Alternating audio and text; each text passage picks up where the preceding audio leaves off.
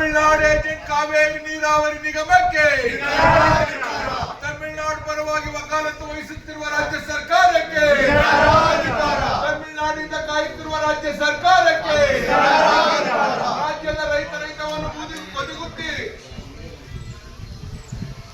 ಬದಿಗುಂದಿ ತಮಿಳುನಾಡು ನೀರು ಬಿಡುತ್ತಿರುವ ರಾಜ್ಯ ಸರ್ಕಾರಕ್ಕೆ, ಮಂಡ್ಯ ಜಿಲ್ಲೆಯ ರೈತರಿಗೆ ವಿಷ ಕೊಟ್ಟ ರಾಜ್ಯ ಸರ್ಕಾರಕ್ಕೆ, ಮಂಡ್ಯ ಜಿಲ್ಲೆಯ ರೈತರಿಗೆ ವಿಷ ಕೊಟ್ಟ ರಾಜ್ಯ ಸರ್ಕಾರಕ್ಕೆ, ಮಂಡ್ಯ ಜಿಲ್ಲೆಯ ರೈತರಿಗೆ ವಿಷ ಕೊಟ್ಟ ಕಾವೇರಿ ನೀರಾವರಿ ನಿಗಮಕ್ಕೆ, ಅಯ್ಯಯ್ಯೋ ಅಯ್ಯಯ್ಯೋ ಏತಕ್ಕಾಗಿ ಹೋರಾಟ,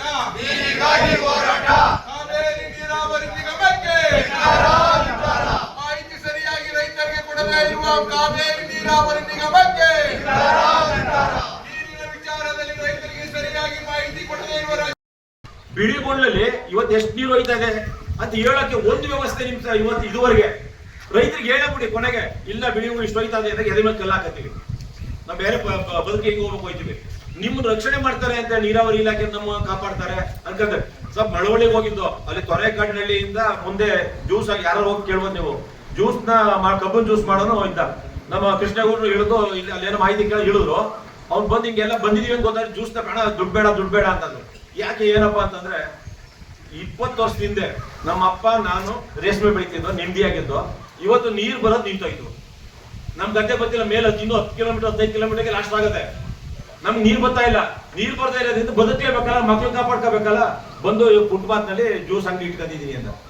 ಅದೇ ಪರಿಸ್ಥಿತಿ ಮಂಡ್ಯದ ಎಲ್ಲಾ ರೈತರಿಗೂ ಬರ್ತದೆ. ಆ ಸಂದರ್ಭದಲ್ಲಿ ಹೇಳೋದು ನೀವು ಎಕ್ಸಿಕ್ಯೂಟಿವ್ ಇಂಜಿನಿಯರ್ ಆಗಿದ್ರು ತಮ್ಮದೇ ಆದಂತ ವ್ಯವಸ್ಥೆ ಒಳಗಡೆ ಇದನ್ನು ಮನಸ್ಸಲ್ಲಿ ಇಟ್ಕೊಂಡು ಒಂದು ಪ್ರಾಮಾಣಿಕವಾದ ಪ್ರಯತ್ನ ಆಲೋಚನೆ ನಿಮ್ಮಂತ ಎಲ್ಲಾ ನೀರಾವರಿ ಅಧಿಕಾರಿಗಳು ಮೇಲ್ಮಟ್ಟದವರು ಮಾಡಿದ್ರೆ ಕನಿಷ್ಠನಾರು ಈಗ ನಮ್ಮ ಅಣೆಕಟ್ಟೆಯಲ್ಲಿ ನೀರು ಕೊರತೆ ಇದ್ದು ಬೆಳಗ್ಗೆ ಎಷ್ಟು ಬೇಕಿತ್ತು ದುಡ್ಡಿಲ್ಲಂತೆ ಬೆಂಗಳೂರು ಕುಡಿಯೋಕೆ ನೀರು ಇಟ್ಕೊಂಡಿದೀವಿ ಅಂತ ಅಂದಾಗ ತಮಿಳುನಾಡಲ್ಲಿ ಎಷ್ಟು ಸ್ಟೋರೇಜ್ ಇದೆ, ಅವ್ರ ಬೆಳೆಗೆ ಸಾಕಾಗಿ ಕುಡಿಯೋ ನೀರಿಗಿದೆಯಾ ಅದನ್ನು ಮಂದಟ್ ಮಾಡೋದು ರಾಜ್ಯ ಸರ್ಕಾರದ್ದು ನಿಮ್ಮ ನೀರಾವರಿ ಇಲಾಖೆದು ಆಗ್ಬೇಕಿತ್ತು. ಕಾನೂನು ಪಂಡಿತರದಾಗ್ಬೋದಿತ್ತು, ಯಾರು ಮಾಡಿಲ್ಲ. ಇನ್ನು ಮುಂದುವರೆದು ಬಹಳ ವಿಷಯವೇ ಸರ್. ಅದು ಪಾಪ ನಿಮ್ಮ ಹತ್ರ ಹೇಳಿದ್ರೆ ನಾವೇನೋ ಸಿಟ್ಟು ಕಾರ್ಖಾನಾಗ ಆಯ್ತದೆ. ಅವೆರಡು ಮಾಹಿತಿ ಕೊಡಿ ಸರ್. ನೀರು ಬಿಟ್ಟಿರೋದು ಈಗ 14ನೇ ತಾರೀಕಿಗೆ ಎಷ್ಟು ಬಿಟ್ಟಿದ್ದೀವಿ KRS ತಗೊಂಡು ಇದು ಬಂದು 60 ದಿನ KRS ಕಟ್ಟುತ್ತಾ ಇತಿಹಾಸದಲ್ಲಿ ಜೂನ್ ಜುಲೈ ತಿಂಗಳಲ್ಲಿ 50-60 ದಿನ ನೀರು ಕೊಡದೆ ಇರುವಂತ ಇತಿಹಾಸ ಇಲ್ಲ. ಇದೇ ಪ್ರಥಮ. ಗೌರ್ಮೆಂಟ್ ಬಹುಮಾನ ಕೊಡ್ಬೇಕು, ಸನ್ಮಾನ ಮಾಡ್ಬೇಕು. ಅಣೆಕಟ್ಟು ನಾಲೆಗಳು ಗೊತ್ತು ಸ್ವಾಮಿ. ಅಣೆಕಟ್ಟು ನಾಲೆ ಕೊಟ್ಟಿರೋದು ನೀರು ತಮಿಳುನಾಡು ಕೊಟ್ಟಿರೋದು. ಇಲ್ಲಿಗೆ ಆಗ್ಲೇ ಬೀಚಿಗೆ ತಪ್ಪ ಹಾಕಿದ್ದೀರಿ, ಬಣ್ಣಕ್ಕೆ ತಪ್ಪ ಹಾಕಿದ್ದೀರಿ. ಈಗ ಇಲ್ಲಿಗೆ ನೀರು ಕೊಡ್ತಾರೆ ನಿಲ್ಸ್ಬಿಟ್ಟಿದ್ದೀರಿ. ನೆನ್ನೆ ಅವ್ರು ಮಾತ್ರ ಕೊಡ್ತಾ ಇದ್ರಿ ತಮಿಳುನಾಡಿಗೆ. ಇಲ್ಲಿ ಇದೇ ಕೊನೆ ಅಣೆಕಟ್ಟೆ. ಇದಾದ್ಮೇಲೆ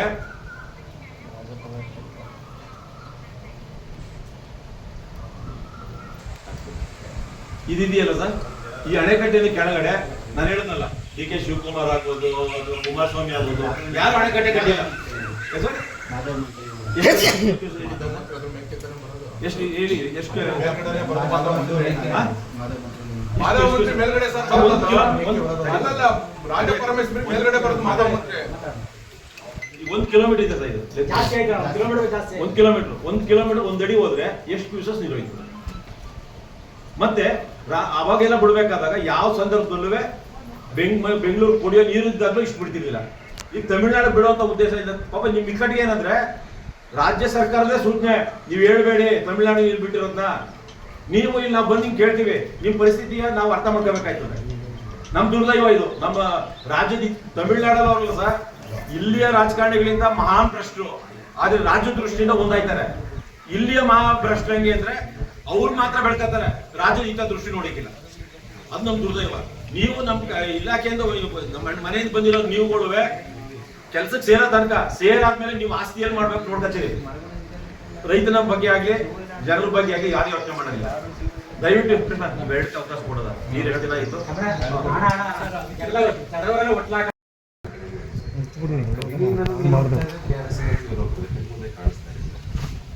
ಬಹುಶಃ ಕಾಂಗ್ರೆಸ್ ಸರ್ಕಾರ ಸುಳ್ಳು ಹೇಳೋದ್ರಲ್ಲಿ ಬಹಳ ಮುಂದೆ ಇದೆ ಅಂತ, ಮತ್ತೆ ಹಲವಾರು ಗ್ಯಾರಂಟಿ ಕೊಟ್ಟಿವಿ ಅಂತ ಹೇಳ್ತಾರಲ್ಲ, ಸುಳ್ಳು ಹೇಳೋದ್ರಲ್ಲೂ ಇವ್ರಿಗೆ ಏನಾದ್ರು ಪ್ರಶಸ್ತಿ ಇದ್ರೆ ಇದು ಒಂದು ಗ್ಯಾರಂಟಿ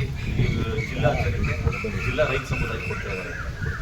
ಜಿಲ್ಲಾ ಉಸ್ತುವಾರಿ ಮಂತ್ರಿ ಹಾಗೇನೆ ರಾಜ್ಯದ ಮುಖ್ಯಮಂತ್ರಿ ಈ ರೈತರ ಬಗ್ಗೆ ಕಿಂಚಿತ್ ಗೌರವ ಇದ್ರೆ ರೈತರನ್ನ ಕರೆದು ಮಾತಾಡುವಂತ ಒಂದು ಕನಿಷ್ಠ ಕೆಲಸ ಮಾಡಿಲ್ಲ ಅಂದ್ರೆ ಇವ್ರಿಗೆ ಅಧಿಕಾರದ ಮದ ನಾನ್ ನಿಮ್ ಜೊತೆಲಿ ಇರ್ತೀನಿ, ಏನೇನು ನೀವು ಬಂದ್ ಹೇಳಿ ಅಂತ. ಇವ್ನ ಮನೆ ಬಾಗ್ಲಿಗೆ ಹೋಗ್ಬೇಕು ಅಂತ ಕರಿಬೇಕು. ರೈತ ಚಳವಳಿಯಲ್ಲಿ ಯಾರ್ಯಾರು ಮಾಡ್ತಾವ್ರೆ, ಯಾರು ಅವ್ರೆ, ಎಲ್ಲರೂ ಸಂಬಂಧಪಟ್ಟದನ್ನ ಕರೆದು ವಸ್ತುಸ್ಥಿತಿ ಏನಿದೆ ತಿಳ್ಕೊಳ್ಳೋ ಪ್ರಯತ್ನನೂ ಮಾಡದಂತೆ ಅಧಿಕಾರದ ಮದ ಇದೆಯಲ್ಲ. ನಾನು ಪದೇ ಹೇಳ್ತಾ ಇದ್ದೀನಿ, ಇವ್ರಿಗಿಂತ ಬ್ರಿಟಿಷರೇ ಚೆನ್ನಾಗಿದ್ರೇನೋ ಅಂತ. ಇವತ್ತು ಇವ್ರ ಕಾಲದಲ್ಲಿ ನಮ್ಗೆ ಯಾವುದೇ ನೆಮ್ಮದಿ ಇಲ್ಲ. ಇದುವರೆಗೆ 25-30 ವರ್ಷದಿಂದ ನೆಮ್ಮದಿಯಾಗಿ 2 ಬೆಳೆ ಬೆಳೀತಾ ಇದ್ದೋ, ಇವತ್ತು 1 ಬೆಳೆ ಬೆಳೆಯೋಕ್ಕೂ ಕಷ್ಟ ಆಗಿದೆ. ಈಗ ನಾವು ಬಂದಿರೋದು ಇಷ್ಟೇ, 60 ದಿನ ನಿರಂತರವಾಗಿ ಕಬ್ಬಿನ ಬೆಳೆಗೆ ನೀರು ಕೊಟ್ಟಿಲ್ಲ. 60 ದಿನ ನೀರು ಕೊಡ್ಲಿಲ್ಲ, ಮಳೆನೂ ಆಗ್ಲಿಲ್ಲ ಅಂದ್ರೆ ಬೆಳೆ ಉಳ್ಕೊಳ್ಳೋಕೆ ಸಾಧ್ಯನೇ ಇಲ್ಲ. ಅಷ್ಟು ಪ್ರಮಾಣದ ನಷ್ಟ ಆಗಿದ್ರು ಜಿಲ್ಲಾಡಳಿತ ಇಲ್ಲಿವರೆಗೆ ಯಾವುದೇ ಸಮೀಕ್ಷೆ ಮಾಡಿಲ್ಲ, ಅಂತಿಮ ವರದಿ ಇಲ್ಲ. ಇಷ್ಟು ಕೋಟಿ ರೂಪಾಯಿ ನಷ್ಟ ಆಗಿದೆ ಅಂತೇಳಿ ಪ್ರಾಧಿಕಾರಗಳಿಗೆ ಸುಪ್ರೀಂ ಕೋರ್ಟ್ ಕೊಟ್ಟಿದ್ರೆ ಯಾವುದೇ ಕಾರಣಕ್ಕೂ ಕರ್ನಾಟಕದ ವಿರುದ್ಧ ವ್ಯತಿರಿಕ್ತ ಆಯ್ತಿರ್ಲಿಲ್ಲ. ವ್ಯತಿರಿಕ್ತ ಆಗಕ್ಕೆ ಇವರ ಬೇಜವಾಬ್ದಾರಿ. ಇವರು ಮಂತ್ರಿಗಳಾಗಬೇಕು, ಇಂಥ ಪೋರ್ಟ್ಫೋಲಿಯೋ ಬೇಕು ಅನ್ನೋದಕ್ಕೆ ಮಾಡಿದಂಥ ದಂಧೆ ಇದೆಯಲ್ಲ, ರಾಜ್ಯದ ರೈತರ ದೃಷ್ಟಿಯಲ್ಲಿ ಇವ್ರು ಮಾಡಿಲ್ಲ. ಇಂಥ ಬೇಜವಾಬ್ದಾರಿಯರು ಪರೋಕ್ಷವಾಗಿ ರೈತರಿಗೆ, ಮಂಡ್ಯ ರೈತರಿಗೆ ವಿಶೇಷವಾಗಿ ವಿಷ ಕೊಡುವಂತ ಕೆಲಸ ಮಾಡ್ತಾ ಇದ್ದಾರೆ. ವಿಷ ಕೊಡ್ಲಿಲ್ಲ ಅನ್ಬೇಕು, ಆದ್ರೆ ನಮ್ ಬೆಳೆ ಬೆಳೆಯೋದಕ್ಕೆ ಹಾಕಿರೋ ಬಂಡವಾಳ ಎಲ್ಲ ಒಣಗೋದ್ರೆ, ನನ್ನ ಮಕ್ಕಳಿಗೆ ವಿದ್ಯಾಭ್ಯಾಸಕ್ಕೆ ಫೀಸ್ ಕಟ್ಟಕ್ಕಾಗ್ಲಿಲ್ಲ ಅಂದ್ರೆ, ಬ್ಯಾಂಕಲ್ಲಿ ಸಾಲ ತಗೊಂಡ್ರೆ ಸಾಲ ಸಕಾಲದಾಗ ಕಟ್ಟಲಿಲ್ಲ ಅಂದ್ರೆ, ರೈತ ತನ್ನಿಂದ ತಾನೇ ತೀರ್ಮಾನ ಮಾಡ್ಕೊತಾನೆ, ನಾನು ಸತ್ತರೆ ನನ್ನ ಮಕ್ಕಳಿಗೆ ಏನಾದ್ರು ಒಳ್ಳೇದಾದ ಸಾಯುವಂತ ಪರಿಸ್ಥಿತಿಗೆ ದೂಡೋದಿಕ್ಕೆ ಈ ಕಾಂಗ್ರೆಸ್ ಸರ್ಕಾರ ವಿಶೇಷವಾಗಿ ಕಾರಣ ಆಗಿದೆ. ಮತ್ತೆ ಇವ್ರು ಯಾರಿಗೂ ನಮ್ಮ ರೈತರ ಬಗ್ಗೆ ಭಯ ಇಲ್ಲ. ಮುಖ್ಯಮಂತ್ರಿ ಹೇಳ್ತಾರೆ ಯಾವೇನೇ ಬೆಳೆ ಹಾಕ್ಬೇಡಿ ಅಂತ.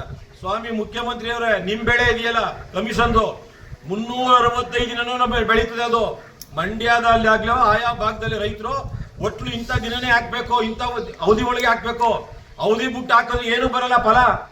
ಆ ಕಾರಣಕ್ಕೆ ಈ ಸಂದರ್ಭದಲ್ಲಿ ಒಟ್ಲಾಕಳಕ್ಕೆ ಅವಕಾಶ ಇರೋದ್ರಿಂದ ಈಗ ಎಚ್ಚರಿಕೆ ಕೊಡ್ತಾ ಇದ್ದೀನಿ. ನೀರಾವರಿ ಸಲಹಾ ಸಮಿತಿಲಿ ಅನಿವಾರ್ಯ 5 ಬೆಳೆಗೂ ನೀವು ಕಟ್ ನೀರು ಕೊಡುವಂತ ತೀರ್ಮಾನ ಮಾಡಲಿಲ್ಲ ಅಂತ ಹೇಳಿದ್ರೆ ಮಂಡ್ಯ ಜಿಲ್ಲೆಗೆ ನಿಮ್ಮ ಶಾಸಕರುಗಳು ಹಾಗೇನೆ ನೀವು ಯಾವ ರೀತಿ ಬರ್ತೀರಿ ಅನ್ನೋ ತಾಕತ್ನ ಪಕ್ಷ ಮರ್ತು ನಾನು ಕಾಂಗ್ರೆಸ್ ಆಗ್ಬೋದು, ಬಿಜೆಪಿ ಆಗ್ಬೋದು, ದಳ ಆಗ್ಬೋದು, ನಾವೆಲ್ಲ ನಮ್ಮ ಬದುಕಿಗೆ ಒಂದಾಯ್ತೀವಿ, ಹೋರಾಟ ಮಾಡ್ತೀವಿ, ನಿಮ್ ಹೆಜ್ಜೆಗೂ ಹಿಡಿತೀವಿ ಅನ್ನೋ ಎಚ್ಚರಿಕೆ ಹೇಳ್ತೀನಿ. ಸರಿ, ಒಂದೇನಂದ್ರೆ ಮೀಡಿಯಾದಲ್ಲಿ ಮಾತಾಡೋದಲ್ಲ, ಅಪ್ಪನ ಹುಡ್ತವ್ರು ಅಧಿಕಾರದಲ್ಲಿದ್ರೆ ಹಿಂಗಂದ ಈ ಸುಳ್ಳು ಹೇಳ. ಯಾಕೆಂದ್ರೆ ಇಷ್ಟು ಗಂಭೀರವಾಗಿ ಹೇಳ್ತಾ ಇದ್ದೀನಿ. ನೀರ್ ಬಿಡ್ಲಿಲ್ಲ ಅಂತ ಹೇಳಿದ್ರೆ ನನ್ ನೋವಿದೆಯಲ್ಲ ಸರ್, ನನ್ ಸಿಟ್ಟಿದೆಯಲ್ಲ, ಇದಕ್ಕಿಂತ ಕೆಟ್ಟ ಪದ ಹೆಂಗ್ ಬಳಸ್ತೀನಿ ಸರ್? ಸಾರ್ವಜನಿಕ ಕ್ಷಮೆ ಕೇಳ್ತೀನಿ ನಾನು ಇಂಥ ಪದ ಬಳಸ್ತಾ ಇರೋದಕ್ಕೆ. ನಮ್ ಬದುಕಿನ ಜೊತೆ ಚೆಲ್ಲಾಟ ಆಡ್ತಾವ್ರೆ. ನೀರಿನ ಒಳಗೆ ನಿಂತಿದೀವಿ ನಾವು, ನೀರಿನೊಳಗೆ ಎಷ್ಟಡಿ ನೀರು ಹೋಗುತ್ತೆ, ತಮಿಳ್ನಾಡಿಗೆ ನೀರು ಹೋಗ್ಬೇಕಾದ ಯಾವ ಪ್ರಮಾಣದ ಬಿಟ್ಟಿರ್ತಾರೆ ಅಂತ. ಇದೇನ್ ಸರ್? ಇವರೆಲ್ಲ ಇಡೀ ಆಡಳಿತ ಯಂತ್ರನ, ಎಲ್ಲ ಇಲಾಖೆನ ಇವ್ರು ಮಾಡೋ ಅವ್ಯವಹಾರಕ್ಕೆ, ಇವ್ರು ಮಾಡೋ ದುರಾಂಕಾರಕ್ಕೆ ಬಳಸ್ಕೊತಾವ್ರೆ. ಜನ ಪರವಾಗಿಲ್ಲ. ಆ ಕಾರಣಕ್ಕೆ ಹೇಳೋದು, ಪ್ರಜಾತಂತ್ರ ಯಾರಿಗೆ ಬಂತು? ಈ ಲೂಟಿ ಹೊಡೆಯರ್ಗೆ ಬಂತ? ಮೈಸೂರು ಮಹಾರಾಜರು ಶ್ರೀಮಂತಿಗೆ ಇತ್ತು, ಅವ್ರು ಮೀರಿಸುವಂತ ಶ್ರೀಮಂತರು ಎಲ್ಲಾ ಮಂತ್ರಿಗಳು ಆಯ್ತವ್ರೆ. ಪಕ್ಷಾತೀತವಾಗಿ ಎಲ್ಲಾ ಪಕ್ಷದವ್ರೆ ಲೂಟಿ ಲೂಟಿ ಲೂಟಿ. ರಾಜ್ಯದ ರೈತರು, ಇಡೀ ರಾಜ್ಯದ ರೈತರು ಇವತ್ತು ಯಾವುದೇ ರೈತನಿಗೆ ನಾನೇ ರೈತ, ನನ್ನ ಮಗಳು ನಾವು ಇನ್ನೊಬ್ಬ ರೈತನ ಮಗನಿಗೆ ಕೊಡಕಿಲ್ಲ. ಕಾರಣ ಅಂತ ದುಸ್ಥಿತಿ, ನನ್ನ ಮಗಳಿಗೆ ರೈತರ ಮನೆ ಕೊಟ್ರೆ ಭವಿಷ್ಯ ಇಲ್ಲ ಅಂತ ಬಂದಿದೆ. ಇದಕ್ಕೆ ಈ ಸ್ವಾತಂತ್ರ್ಯ ಇತ್ತು, ಈ ಕಾರಣಕ್ಕೆ ಬರ್ಬೇಕಿತ್ತ? ಸ್ವಾತಂತ್ರ್ಯ ಬಂತಲ್ಲ, ನಮ್ಮ ಬದುಕನ್ನು ಕಟ್ಟಬೇಕಿತ್ತು. 35 ಕೋಟಿ ಜನಕ್ಕೆ ಅನ್ನ ಆಗಕ್ಕೆ ಅನ್ನ ಇಲ್ಲಂತೆ ಅಮೆರಿಕ ತಟ್ಟೆ ಹಿಡಿತಿದ್ವಿ ಇವರು. ಇವತ್ತು 140 ಕೋಟಿ ಜನಕ್ಕೆ ಅನ್ನ ಆಗ್ತಾ ಇದೀವಿ. ಉತ್ಪಾದನೆ ಜಾಸ್ತಿ ಮಾಡೋದು ಯಾಕೆ ಬಡತನ ಬಂತು? ಇದೆಯಲ್ಲ, ಈಗ ನಮ್ಮ ರೈತ ಚಳವಳಿಯ ಹೋರಾಟ ಇದು. ಇದನ್ನ ನೇರವಾಗಿ ಡಿ ಕೆ ಶಿವಕುಮಾರ್ ಕೇಳ್ತೀನಿ. ನಿಮ್ಮ ಆಸ್ತಿ ಬೆಳೆದಂಗೆ ನನ್ನ ಆಸ್ತಿ ಯಾಕೆ ಬೆಳೆದಿಲ್ಲ? ನಮ್ಮ ಅಪ್ಪನು ಆರೈಕೆ ಇಟ್ಟಿದ, ನಮ್ಮ 3 ಜನನು ಡಿಗ್ರಿ ಮಾಡಿಸ್ತಾ. ಅದೇ ರೀತಿ ಇರುವಂತ ಮಂಡ್ಯ ರೈತರು ಎಲ್ಲರ ಭವಿಷ್ಯ ಇತ್ತು. ನಮ್ಮ ಮಂಡ್ಯ ಜಿಲ್ಲೆಯಲ್ಲಿರೋ ರೈತರ ಮಕ್ಕಳು ಮಾತ್ರ ಅಧೋಗತಿಗೆ ಹೋಗಿ ಕಷ್ಟಕ್ಕೆ ಹೋಗ್ತಾ ಇದೀವಿ. ನೀವು ರಾಜಕಾರಣಿಗಳು ದಿನಕ್ಕೆ ಶ್ರೀಮಂತಿಗೆ ಹೋಗ್ತಾರಲ್ಲ. ಸಂವಿಧಾನ ಬರೆದ್ರಲ್ಲ ಅಂಬೇಡ್ಕರ್ ಮಾಡಿ ಸಂವಿಧಾನದಂತೆ ನಡೀತಾ ಇದ್ದೀರಾ? ಸಂವಿಧಾನ ಜಾರಿ ಬಂದಿದ್ರೆ ಎಲ್ಲರಿಗೂ ಸಮಾನವಾದಂತ ಬದುಕು ಸಿಗ್ಬೇಕಿತ್ತು. ಬದುಕು ಸಿಗದೆ ಬೇಕಾದ್ರೆ ನೇರ ಕಾರಣ ಅದು ಹೇಳಕ್ ಮಾತ್ರ ಸಂವಿಧಾನ. ಇವ್ರದೇ ಆದಂತ ಸಂವಿಧಾನ ಇದೆ, ಇವ್ರದೇ ಆದಂತ ಲೂಟಿ ಮಾಡುವಂತ ಕೈಪಿಡಿ ಇದೆ. ಈಗಲೂ ಹೇಳ್ತೀನಿ, ಇವತ್ತು ಸಾಯಂಕಾಲ ತೀರ್ಮಾನ ತಗೊಳ್ಳಿಲ್ಲ ಅಂದ್ರೆ ಮಂಡ್ಯ ರೈತರು ಅಲ್ಲಲ್ಲೇ ಗೊಣಗಾಡ್ತಿದ್ದಾರೆ. ಯಾವ್ದೋ ನಂಜುಂಡೇಗೌಡಂತಾರೋ ಇನ್ನೂ 100 ಜನ ಹೋರಾಟಗಾರ ಇದೀವಿ. ಇವರಿಂದ ಯಾರು ಬೇಕಾಗಿಲ್ಲ. ರೈತರು ಸ್ವಯಂ ಪ್ರೇರಣೆಯಿಂದ ಬೀದಿಗೆ ಬರ್ತಾರೆ. ಮಂಡ್ಯ ರೈತರು ಜಿ ಮಾದೇಗೌಡ ಇದ್ದಂತ ಸಂದರ್ಭದಲ್ಲಿ ರೈತ ಚಳವಳಿ ನಡೀತಲ್ಲ, ಕಾವೇರಿ ಹಿತ ರಕ್ಷಣಾ ಸಮಿತಿ ಆ ಚಳುವಳಿ ಮೀರುವಂತ ಚಳುವಳಿ ಖಂಡಿತ ಬಂದೇ ಬರ್ತದೆ. ಜಿ ಮಾದೇಗೌಡರು ಹುಟ್ಟಿದಂತ ನೆಲ ಇದು, ಅಂತ ಹೋರಾಟಗಾರ ಇದ್ದಾರೆ. ನಮ್ಮ ಭಿನ್ನಾಭಿಪ್ರಾಯಗಳನ್ನ ಮರಿತೀವಿ, ಎಲ್ಲ ಒಂದಾಯ್ತು.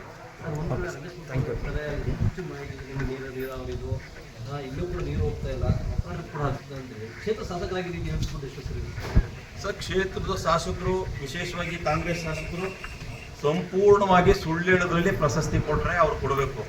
ಇನ್ನೊಂದು ಏನಂತಂದ್ರೆ, ಕ್ಷೇತ್ರದ ಶಾಸಕರು ಅವ್ರ ತಂದೆ ಮೇಲೆ ಹಣ ಇಟ್ಟವ್ರೆ. ಅವ್ರ ತಂದೆ ಬಾಬು ಬಂಡಿ ಸಿದ್ದೇಗೌಡರ ಬಗ್ಗೆ ಈ ಕ್ಷೇತ್ರದಲ್ಲಿ ಅಪಾರವಾದ ಗೌರವ ಇದೆ. ಅವರೇ ಆದಂಥ ಪ್ರಾಮಾಣಿಕವಾದ ರಾಜಕಾರಣ ಮಾಡಿದಂಥವ್ರು, ಈ ಕ್ಷೇತ್ರದ ಜನ ಪ್ರೀತಿಸುವಂತ ಇದ್ರು. ಅವ್ರನ್ನ ಅವ್ರು ಸುಳ್ಳು ಹೇಳಕ್ಕೆ ಉದಾಹರಣೆ ಕೊಡಬಾರ್ದು. ಸುಳ್ಳು ಹೇಳ್ಬೇಕು ಅಂದ್ರು ಇಷ್ಟು ಕೆಟ್ಟ ಸುಳ್ಳ. ಒಬ್ಬ ಅವ್ರ ತಂದೆ ಹೆಸರಲ್ಲಿ ಪ್ರಮಾಣ ಮಾಡಿ ಹೇಳುವಂಥದ್ದು ಇದಿಲ್ಲ. ಆಮೇಲೆ ಮಾಹಿತಿನೂ ಇಲ್ಲ ಅಂತ ಅವ್ರಿಗೆ. ನನ್ನಿಷ್ಟ ಅವ್ರಿಗೆ ಇದಾಗೋಗ್ಬಿಟ್ಟಿದೆ, ಅಂದ್ರೆ ಡಿಪ್ರೆಷನ್ಗೆ ಹೋಗವ್ರೆ ಅಂತ. ಇದು ಸಿಕ್ಕಿಲ್ಲ ಮಂತ್ರಿ ಪದವಿ ಅಂತ. ಮಂತ್ರಿ ಪದವಿ ಸಿಕ್ಕಿದಂತೆ ಏನೇನೋ ಮಾತಾಡ್ತಾ ಇರಲ್ಲ, ಆ ಮಾತಿನಲ್ಲಿ ಇದು ಒಂದೇ ಅಂತ. Thank you sir.